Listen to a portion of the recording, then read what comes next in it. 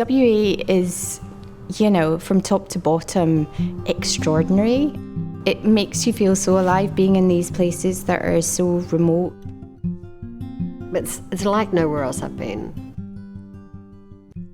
It's just been wonderful. It feels like we've done just an extreme road film. Dirt music primarily is a love story, but it's an unusual love story. I mean, it's set in a very specific part of the world that perhaps hasn't really been shown before. Because Lou's journey and his isolation and the fact that he goes so deep into the wilderness is such an important part of the story, really had to find somewhere that felt wild and dangerous and also beautiful. In considering where that place would be, we're not only considering the story and how it looks, but we have to think about infrastructure and what's there and can we accommodate people and all of those sorts of things. We found these places with huge tides and where there's waterfalls in the middle of the sea and whirlpools. Putting very good actors in very strong environments is it's a dream for filmmakers. The images were just making themselves, essentially. We'd go to places where there wasn't a bad frame to be found.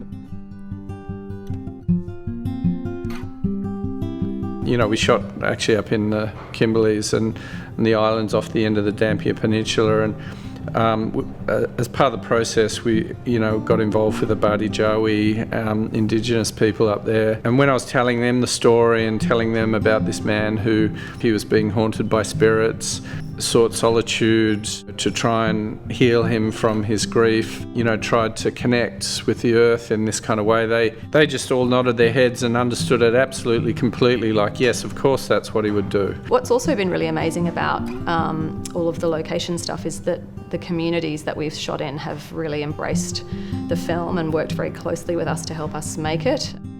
We had to find people in the middle of nowhere and turn them into filmmakers. There's been a few individuals who just really, really were better than people that we would have flown in to do their jobs, which is great. Mine boy, station boy.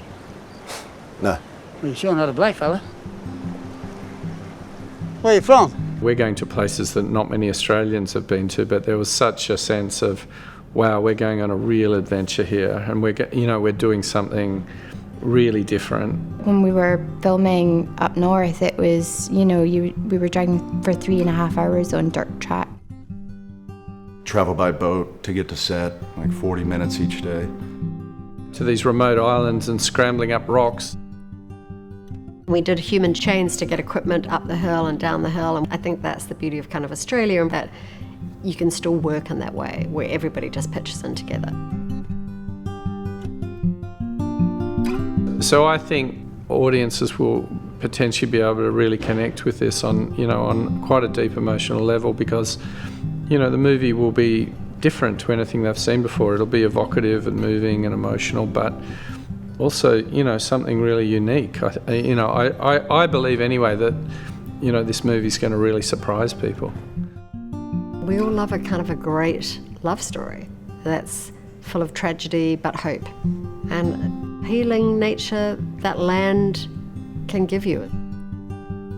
Probably make everybody go off and want to do a road trip.